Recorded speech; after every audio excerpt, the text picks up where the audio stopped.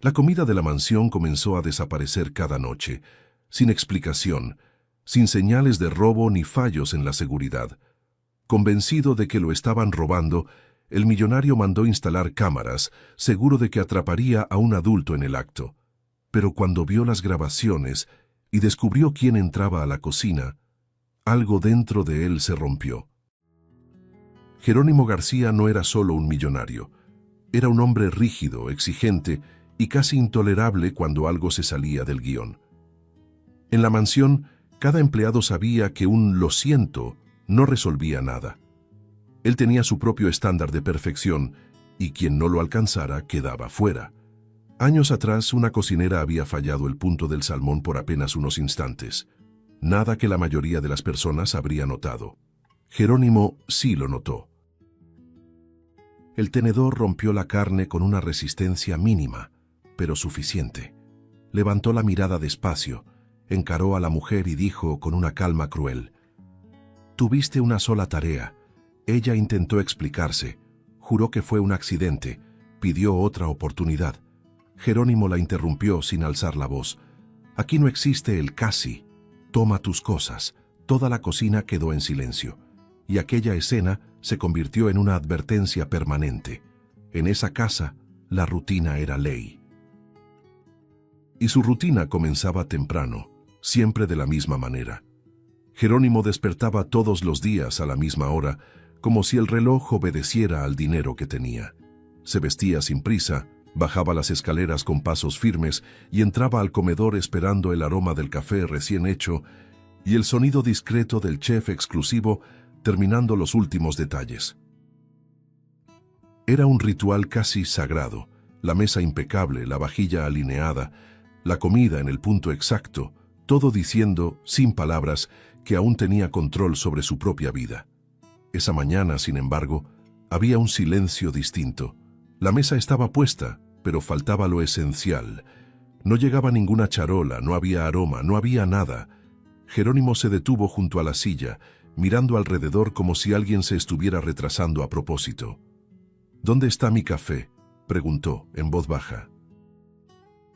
El chef apareció en la puerta con el rostro pálido y las manos inquietas, como si entrara a una sala de juicio.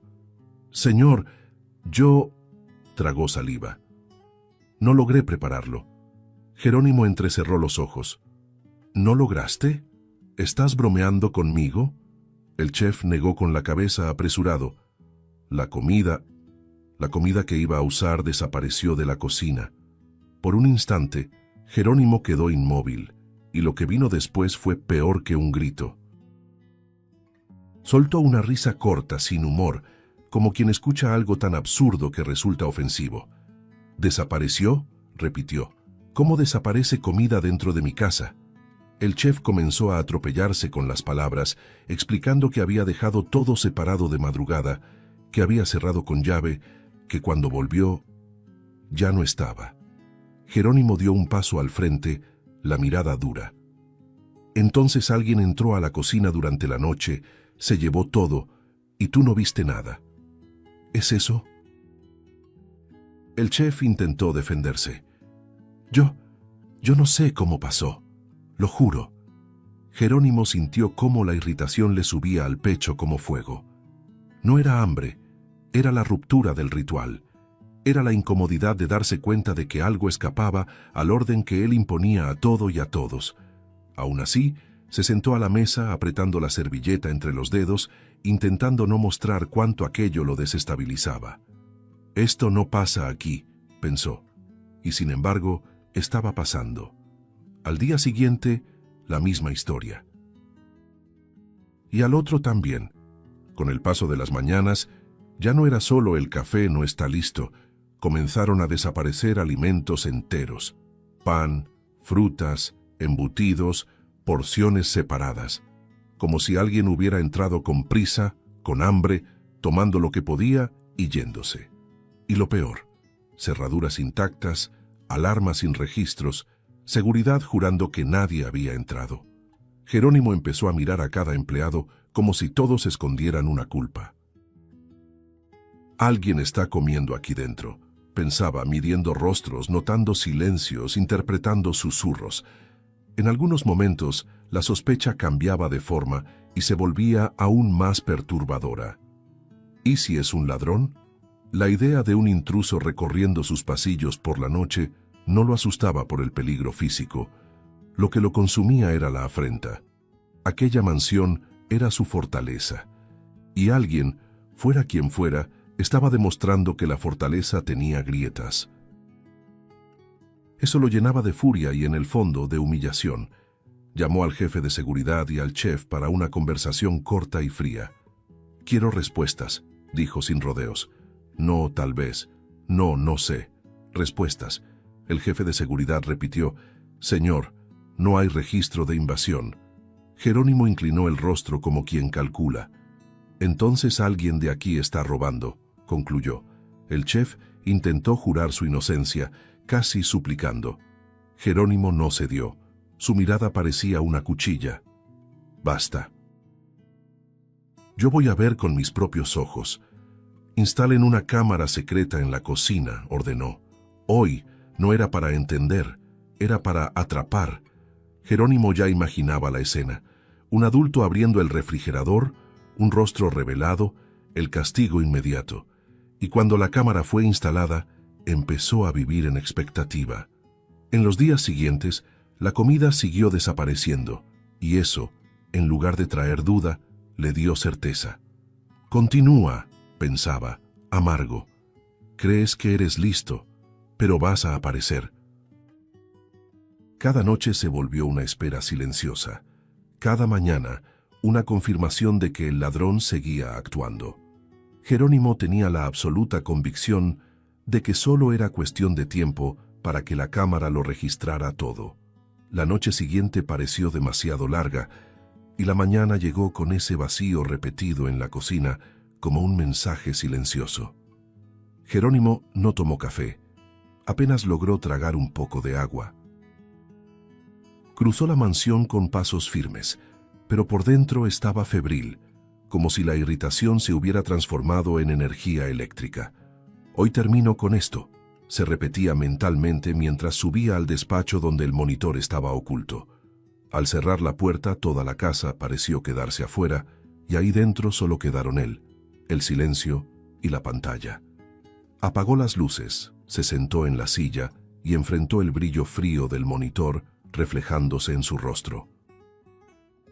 Jerónimo respiró hondo, como quien se prepara para escuchar una sentencia, y presionó play con la certeza de que vería a un adulto, un empleado, un invasor, alguien capaz de entender lo que estaba haciendo.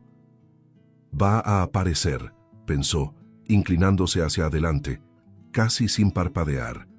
Y por un segundo, el video mostró solo la cocina inmóvil, impecable, como si nada en el mundo pudiera tocar ese lugar. Entonces, la puerta se abrió lentamente, y la figura que entró era demasiado pequeña, una niña. Tan diminuta que parecía caber entre el mostrador y la sombra. Estaba descalza, con los pies sucios marcando el piso frío, y llevaba ropa demasiado grande, manchada, como si hubiera sido heredada, y cargara la historia de muchos días difíciles. El cuerpo de Jerónimo reaccionó antes que su mente. Los hombros se tensaron, la garganta se cerró, la mano que sostenía el mouse se quedó rígida. «No, esto no es posible», murmuró, más para sí que para nadie más. La niña no entró como quien juega. Entró como quien se esconde. Miró a los lados a cada paso, se detuvo, escuchó, y avanzó otra vez con el cuidado de alguien que sabe que cualquier ruido puede salir caro. Se acercó al refrigerador como si esa puerta pudiera delatarla. Cuando lo abrió, no hubo sonrisa, no hubo festejo, no hubo alivio visible, solo un movimiento rápido, casi automático, para tomar lo que estaba más a la mano. La niña llevó la comida a la boca y comió ahí mismo, de pie, con prisa, masticando como si el tiempo fuera un enemigo pegado a sus talones. Jerónimo acercó el rostro a la pantalla, buscando algún detalle que justificara lo que veía. Un cómplice escondido, una mano adulta esperando en la puerta, un plan, Pero la cámara solo mostraba a esa niña sola, empequeñecida por una cocina demasiado grande, iluminada por una luz fría que resaltaba un contraste cruel, la riqueza alrededor y la desesperación en el centro. El estómago de Jerónimo se revolvió, y la rabia que había acumulado durante días cambió de forma, como si se hubiera derretido por dentro. Esto no es robo, pensó, sintiendo una punzada casi física en el pecho. Esto es hambre. El video continuó. La niña guardó parte de la comida en una bolsa arrugada, como quien sabe exactamente qué necesita llevarse. Y fue entonces cuando Jerónimo vio el detalle que lo desarmó por completo. Antes de irse, ella se detuvo un segundo, sosteniendo la bolsa contra el cuerpo como si fuera un tesoro. Miró hacia arriba, hacia la nada, e hizo un gesto pequeño. No era teatral, no era aprendido, no era bonito. Era instintivo. Una especie de agradecimiento silencioso, una oración sin palabras, la forma simple de una niña de pedir seguir viva un día más. El rostro de Jerónimo ardió, como si lo hubieran sorprendido haciendo algo incorrecto. Se pasó la mano por la boca, intentando contener la reacción, pero no logró evitar que los ojos se le llenaran de lágrimas. Eso lo irritó aún más, porque odiaba perder el control incluso de sus propias emociones. Debería llamar a la policía, pensó con su lógica antigua, intentando imponerse. Invasión es invasión.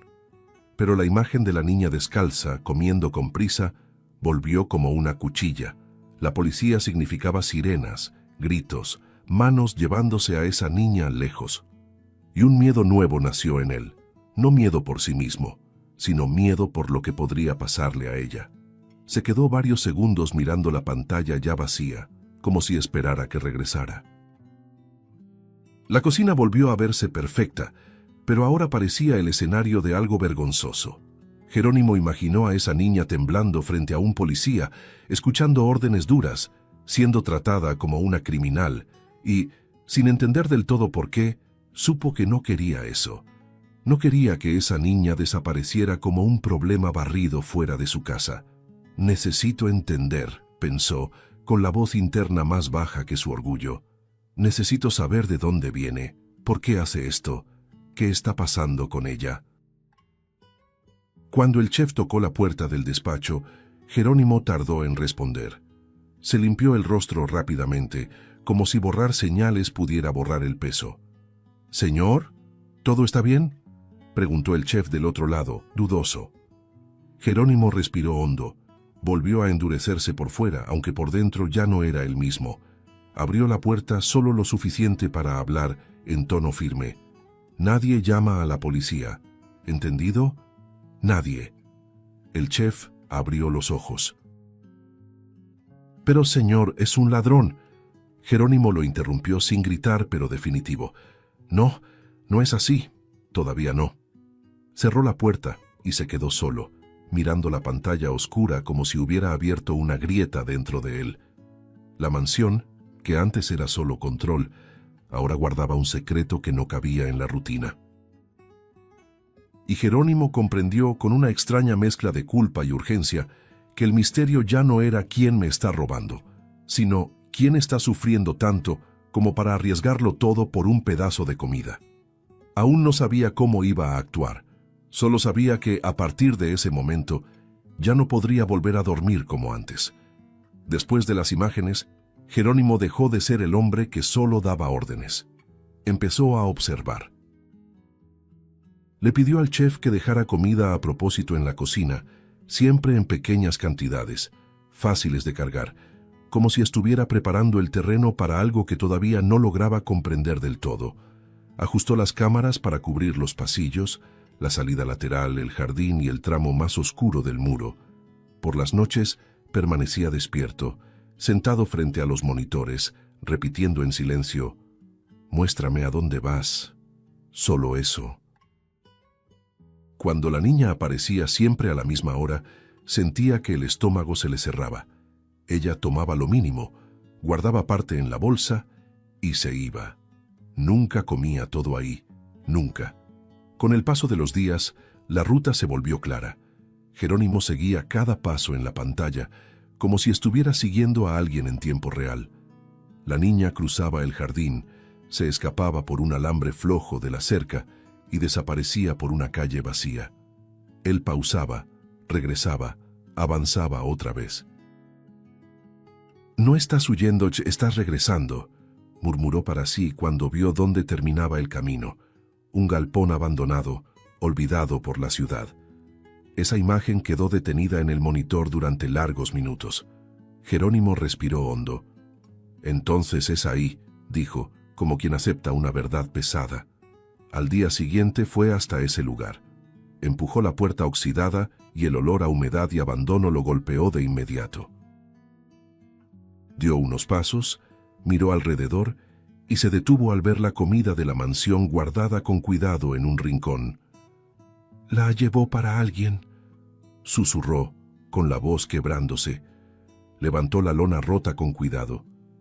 La mujer intentó moverse sobre el colchón delgado, pero el cuerpo no respondió. Antes de que Jerónimo pudiera decir algo, la niña apareció corriendo y se colocó frente a ella, con los brazos abiertos y la bolsa apretada contra el pecho. «No lastimes a mi mamá», dijo la niña con los ojos muy abiertos, la voz demasiado firme para un cuerpo tan pequeño. Jerónimo levantó las manos de inmediato. «Oye, no voy a lastimar a nadie. Yo solo…» Tragó saliva.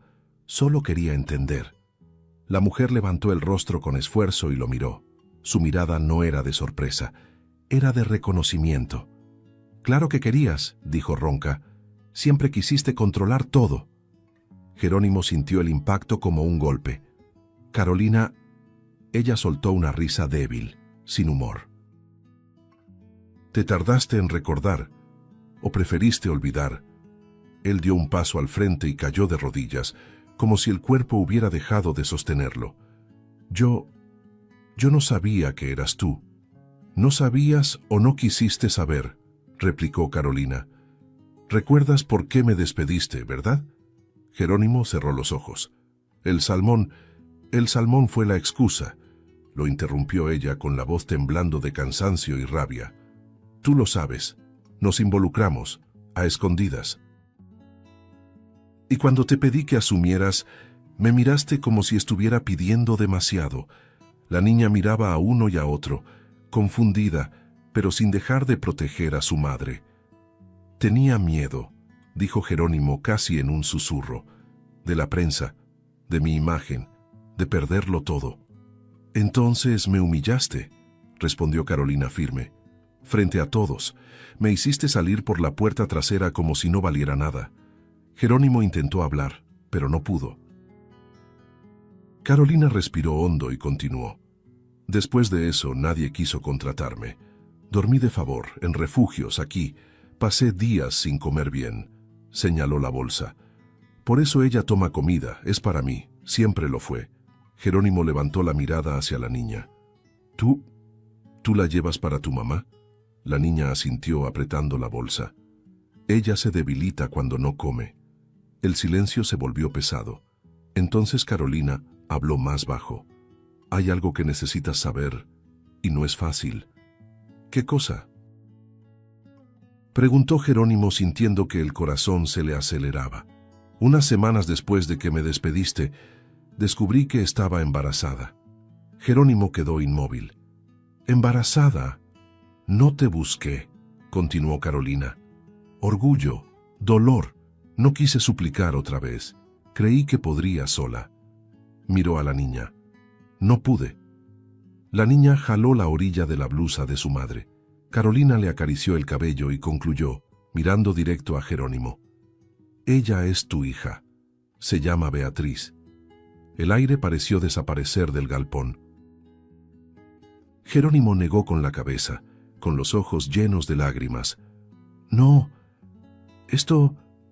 Volvió a mirar a Beatriz, viendo rasgos que ahora gritaban. «Dios mío». «Nunca te pedí nada», dijo Carolina. «Solo te estoy diciendo la verdad». Jerónimo se cubrió el rostro con las manos y empezó a llorar sin poder detenerse. «Perdóname», Por favor, perdóname. Fui un cobarde. Los destruí. Carolina no respondió de inmediato. Tosió, débil. Jerónimo se dio cuenta de su estado y se acercó, desesperado. Necesitas un hospital. Ahora, yo te llevo. No, dijo ella de forma automática. No confío en ti. Beatriz dio un paso al frente. Tomó el rostro de su madre con cuidado. Mamá, allá hay medicina, hay camas. Puedes mejorar. Yo me quedo contigo. Carolina cerró los ojos, vencida. Está bien, está bien. Jerónimo se levantó rápido, se quitó el abrigo y lo colocó sobre los hombros de ella. Voy a cuidar de ustedes, lo juro. La ayudó a ponerse de pie con extremo cuidado y la llevó hasta el auto. La niña fue con ellos, todavía sosteniendo la bolsa de comida, como si fuera parte de su propia historia. Al cerrar la puerta del auto, Jerónimo se quedó unos segundos inmóvil, respirando hondo. Nada de lo que dijera ahora borraría el pasado. Pero por primera vez no pensó en huir. El camino al hospital sería corto. El camino para reparar lo que había hecho, no. El hospital recibió a Carolina como se recibe una urgencia demasiado antigua. La camilla apareció de inmediato. Manos firmes la condujeron. Voces técnicas cortaron el aire con palabras que Jerónimo no logró comprender del todo. Presión baja, deshidratación severa, infección avanzada.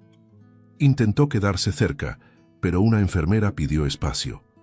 Cuando se dio cuenta ya estaba apartado, viendo cómo la puerta se cerraba mientras el cuerpo de Carolina desaparecía por un pasillo blanco e impersonal. Beatriz se quedó a su lado, sosteniendo la bolsa vacía como si aún fuera necesaria. El tiempo perdió forma. Jerónimo se sentó en una banca de plástico duro, con el corazón latiendo a un ritmo que no encajaba con el ambiente clínico. La niña balanceaba los pies en el aire, observando a la gente pasar. Él intentó hablar. La voz le salió baja. Ellos van a cuidarla. Está muy débil, respondió Beatriz sin rodeos. Hoy en la mañana casi no se levantó. La frase entró como una cuchilla. Jerónimo cerró los ojos un instante, sintiendo el peso del retraso. Casi no se levantó. ¿Cuántas mañanas había desperdiciado él con control mientras la madre de ella apenas lograba mantenerse en pie? Una enfermera regresó con noticias parciales, nada tranquilizadoras. El cuadro era grave, infección sin tratar, desnutrición, riesgo real. Jerónimo asintió, con la garganta seca, y preguntó si podía ver a Carolina. Después de los primeros procedimientos, respondieron. Cuando la enfermera se alejó, Beatriz tiró de la manga de su saco. ¿Se va a morir? Jerónimo sintió que el suelo cedía. La pregunta no venía con pánico, venía con miedo contenido, como de alguien que ya había aprendido a esperar lo peor. Se agachó hasta quedar a su altura. No, dijo con una firmeza que él mismo no sentía. No ahora, la están atendiendo. Te lo prometo. Ella observó su rostro durante unos segundos, como si estuviera midiendo la verdad. ¿De verdad lo prometes? Lo prometo. Y me quedo aquí. La palabra quedo salió pesada, definitiva. El silencio volvió, pero distinto. Jerónimo le ofreció agua. Ella aceptó un pequeño sorbo. Él respiró hondo e intentó de nuevo. ¿Tú sabes quién soy yo? Ella asintió, mirando la puerta del pasillo. Eres el hombre de la casa grande. Mamá decía que tú no sabías, que no era tu culpa. La defensa sencilla de la madre aplastó a Jerónimo. Sí era, dijo, tragando saliva. Yo debí haber sabido, debí haber cuidado. Ella frunció el ceño. Tú no sabías que yo existía, pero debí haber sido mejor con ella, respondió sintiendo que las lágrimas regresaban. Fui duro, fui injusto. La niña pensó un momento y dijo, con la lógica cruda de la infancia, ella lloró mucho cuando nos quedamos sin casa. Jerónimo giró el rostro, incapaz de contener el llanto. Perdóname, murmuró, sin saber si hablaba con Beatriz, con Carolina o consigo mismo. Ella tocó su mano, suave. No llores. Mamá se pone triste cuando lloras. Él asintió intentando recomponerse. Voy a aprender a cuidar. De las dos, aunque no sepa bien cómo. Después de un tiempo que pareció interminable, un médico se acercó con expresión seria. Explicó que Carolina había llegado al límite, que el tratamiento sería intensivo y que los siguientes días exigirían atención constante. Jerónimo escuchó todo en silencio, asintiendo, grabando cada palabra como si fuera un contrato. Cuando el médico se fue, el miedo cambió de nombre. Ahora había protocolos, informes, preguntas inevitables. ¿Y si creen que no soy apto?, pensó, odiando su propia inseguridad. Beatriz se acercó más y apoyó la cabeza en su brazo, agotada. Jerónimo se quedó inmóvil para no despertarla, sintiendo ese peso ligero como una responsabilidad absoluta. Comprendió que la culpa no era solo por lo que había hecho, sino por lo que aún podía fallar en hacer. No puedo equivocarme otra vez, prometió en silencio. No por orgullo, por la supervivencia de ellas. Cuando avisaron que Carolina estaba sedada y monitoreada, Jerónimo respiró un poco mejor, pero el alivio fue incompleto. Aún había puertas por abrir, decisiones que se cobrarían. Miró a Beatriz dormida y entendió que el peligro no había pasado, solo había cambiado de forma. Y esta vez no bastaría con controlar el mundo. Haría falta permanecer. La amenaza no llegó con gritos ni sirenas. Llegó con pasos tranquilos, una carpeta discreta y una sonrisa entrenada.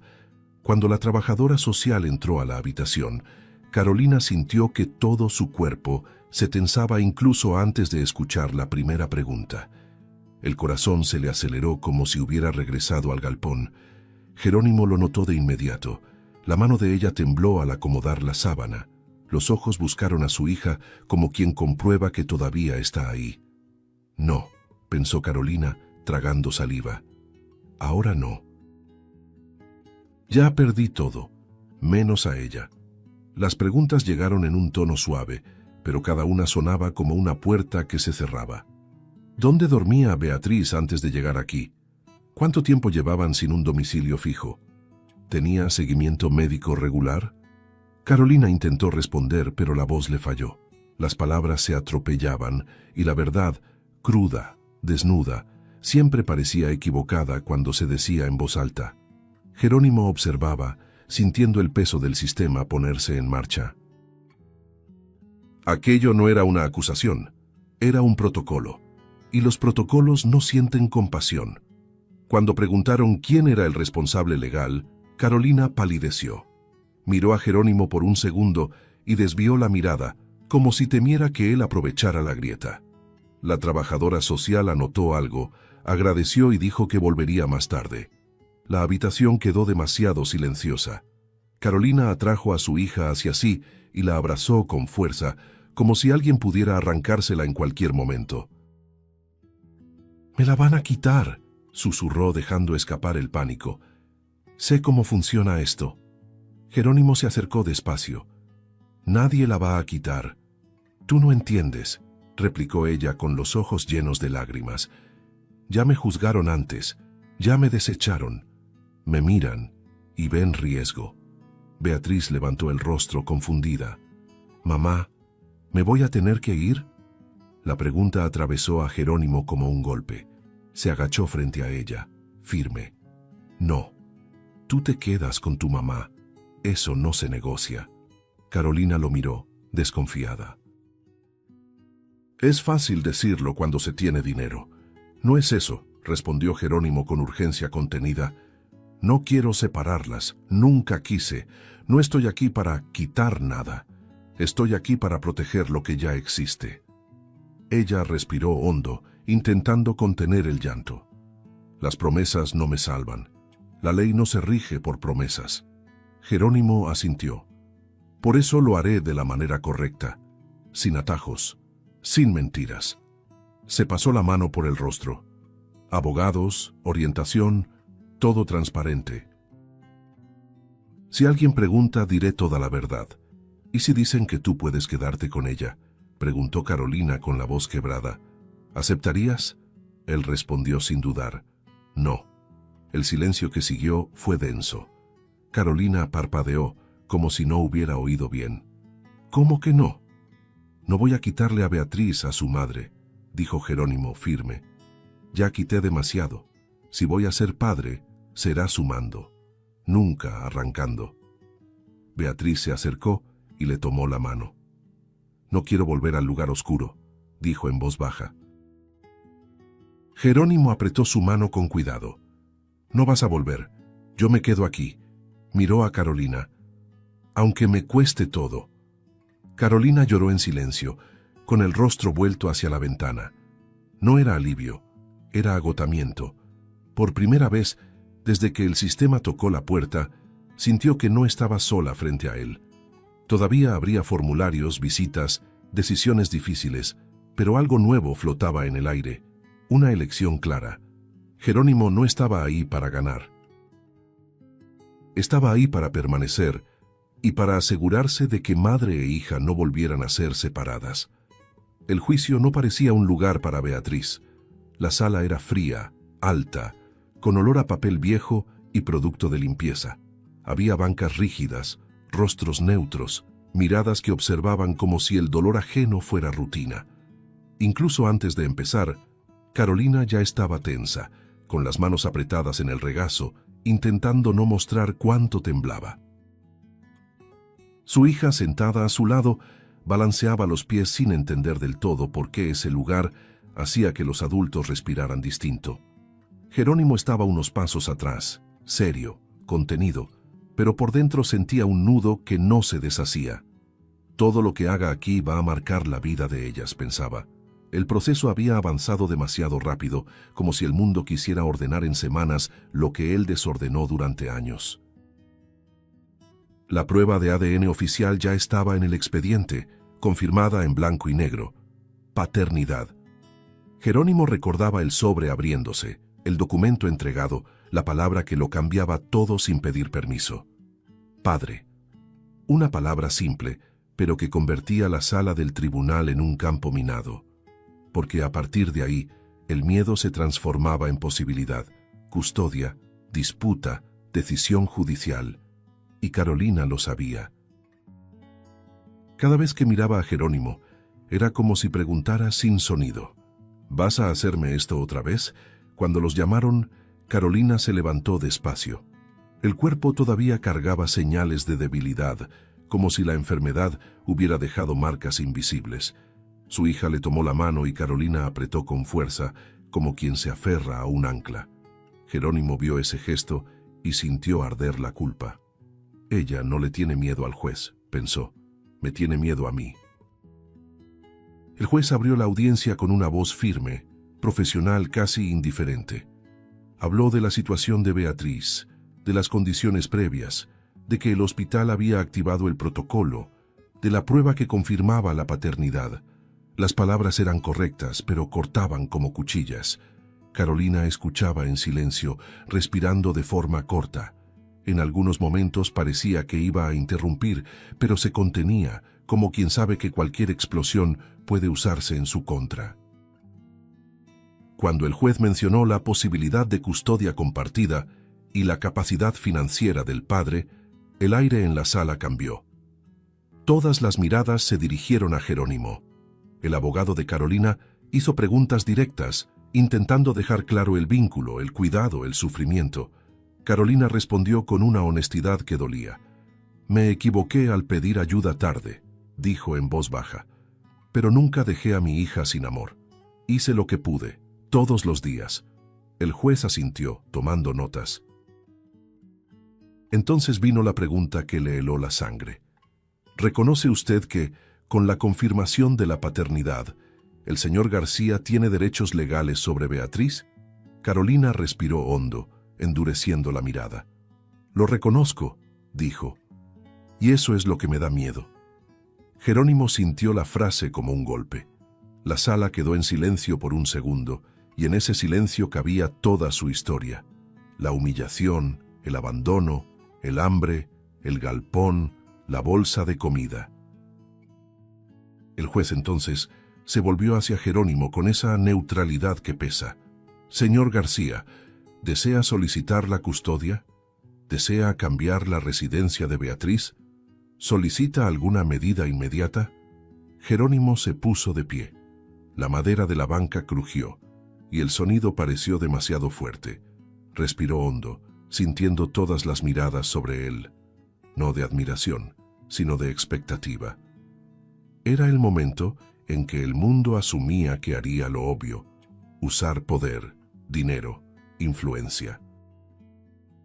Era el instante en que Carolina contuvo el aliento, como quien espera el golpe final. La niña lo miró con curiosidad, sin saber que esa respuesta podía cambiarlo todo. Jerónimo abrió la boca, pero las palabras tardaron un segundo en salir. Primero miró a Carolina. Ella intentaba parecer fuerte, pero los ojos delataban el miedo. Luego miró a Beatriz, pequeña, callada, sujetando la orilla de la ropa de su madre, como si ese contacto fuera seguridad. El pecho de Jerónimo se apretó. Su voz salió firme y quebrada al mismo tiempo. «No voy a pedir la custodia», dijo. «No voy a quitarle a Beatriz a su madre». Un murmullo leve recorrió la sala, como si nadie esperara eso. El juez arqueó las cejas. «¿Está usted seguro de lo que dice? ¿Es consciente de que la ley le garantiza ese derecho?» Jerónimo asintió sin desviar la mirada. «Estoy seguro. Ya quité demasiado. Ya causé demasiado dolor. No voy a repetirlo». Carolina parpadeó rápido, incrédula. Su abogado giró la cabeza, sorprendido. Beatriz miró a su madre y luego a Jerónimo, intentando entender. El juez hizo otra pregunta, más directa. «¿Desea al menos la custodia compartida inmediata?» Jerónimo respiró hondo. «Quiero ser padre», dijo, y la voz se le quebró un instante. «Quiero estar presente. Quiero sostener, cuidar, acompañar. Pero no voy a ser padre destruyendo lo que queda de ellas. No voy a separar a madre e hija. No lo haré». El juez se tomó unos segundos evaluándolo, como quien busca segundas intenciones. «¿Por qué toma esta decisión?», preguntó. Jerónimo tragó saliva. «Porque sé lo que es ser poderoso y creer que eso da derecho a tomar. Yo hice eso con la madre de mi hija. La humillé, la expulsé, y durante años viví como si eso no tuviera consecuencias». Miró a Beatriz, bajando la voz. «La consecuencia está aquí. No voy a convertir mi arrepentimiento en otra violencia». Carolina no lloró en voz alta. Se quedó inmóvil, pero los ojos se le llenaron de agua. Por primera vez veía algo real de cambio, no un discurso. Aún había dolor, aún había desconfianza, aún existía un pasado que no desaparecía. Pero ahí, en ese lugar frío, Jerónimo eligió lo opuesto a lo que siempre había elegido. Y eso movió algo dentro de ella que no quería admitir. El juez tomó nota, habló con los abogados, mencionó medidas provisionales, acompañamiento, la necesidad de estabilidad. La decisión encaminaba la convivencia de manera organizada, sin ruptura, con Carolina y Beatriz protegidas y Jerónimo asumiendo responsabilidades sin imponer posesión. Cuando la audiencia terminó, Carolina soltó el aire que llevaba reteniendo demasiado tiempo, como quien vuelve a la superficie después de casi ahogarse. Jerónimo se acercó despacio, sin invadir. «Hablé en serio», dijo en voz baja. «No voy a quitártela. Solo quiero hacer lo correcto». Carolina lo miró, aún temblando por dentro. «¿Tienes idea de lo que podrías haberme hecho ahora?», susurró. Jerónimo bajó la cabeza. «Sí, y por eso no lo hice». Beatriz tomó la mano de su madre y preguntó en voz baja, confundida. «¿Nos vamos juntas?». Carolina se agachó, abrazó a su hija con fuerza y respondió con la voz entrecortada. «Sí, mi amor, sí».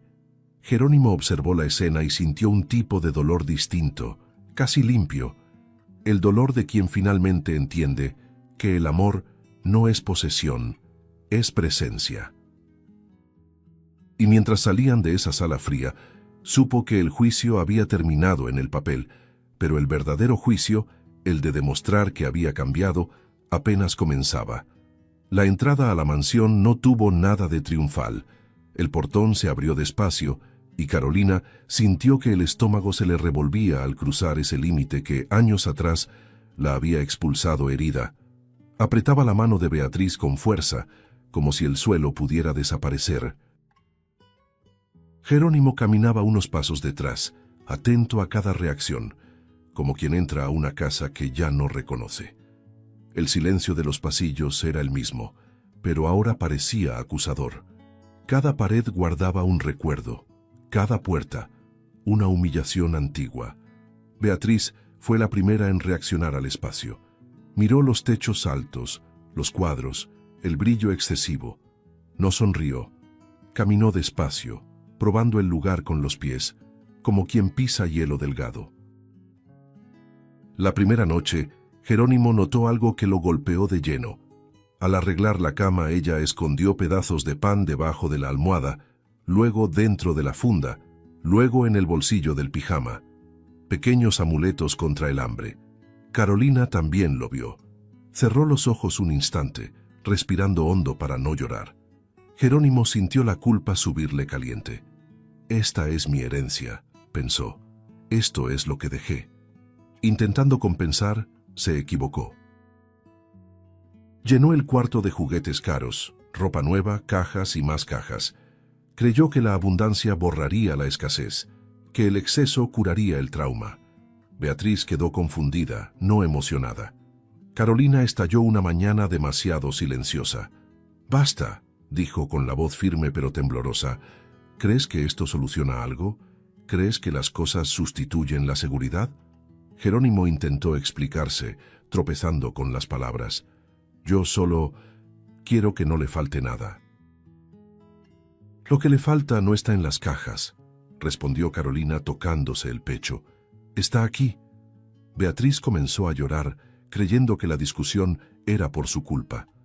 Jerónimo se arrodilló, torpe, y pidió perdón mirándola a los ojos pequeños. «La culpa es mía, no es tuya, nunca lo fue». La frase salió simple pero verdadera, y por primera vez él entendió que ser padre no era acertar siempre, era asumir cuando se equivocaba. Días después, Jerónimo tomó una decisión que le daba más miedo que cualquier audiencia. Reunió a todos los empleados en la sala principal, el mismo espacio donde, años antes, Carolina había sido humillada. Ella se quedó en la puerta, dudosa. Beatriz le sostuvo la mano. Jerónimo respiró hondo y comenzó sin discurso preparado. «Me equivoqué con Carolina», dijo con la voz clara. «La humillé, la expulsé, usé el poder para huir de la responsabilidad». El silencio fue absoluto. «Las consecuencias están aquí», continuó mirando a Beatriz. «No puedo borrar el pasado, pero puedo dejar de fingir que no ocurrió. No hubo aplausos, hubo peso, hubo entendimiento». Carolina sintió que algo se movía dentro de ella. No perdón todavía, pero sí reconocimiento. La mansión empezó a cambiar despacio, no en la arquitectura, sino en el ambiente. Jerónimo empezó a escuchar más que a ordenar. Se equivocaba menos por imposición y más por cuidado. Beatriz dejó de esconder pan en el desayuno. Luego sacó los pedazos escondidos del cuarto. Pequeñas victorias silenciosas. Una noche común, Carolina se dio cuenta de que ya no se encogía al oír pasos en el pasillo, y Jerónimo entendió que ya no necesitaba controlar cada detalle para sentirse completo. La convivencia no borró el trauma, pero abrió espacio para algo nuevo, una transformación que no venía del dinero, sino de la humildad. La convivencia, incluso después de todo, no se convirtió en un cuento de hadas de un día para otro. Hubo recaídas. Hubo mañanas en las que Carolina despertaba cerrada, hablaba poco, revivía escenas antiguas como si estuvieran ocurriendo otra vez. Hubo días en que Jerónimo, sin darse cuenta, levantaba la voz, daba órdenes con el mismo tono duro de antes, y bastaba eso para que el ambiente se tensara. Beatriz lo sentía. Se detenía en medio del pasillo, observaba a los dos, su pequeño cuerpo atento a cualquier señal de ruptura. Nada era lineal, era avance y retroceso, acercamiento y defensa. Algunas noches Carolina lloraba sola en el cuarto, sintiendo culpa porque aún doliera. Si él cambió, ¿por qué yo no logro olvidar?, pensaba. Jerónimo, del otro lado de la puerta, respetaba el silencio.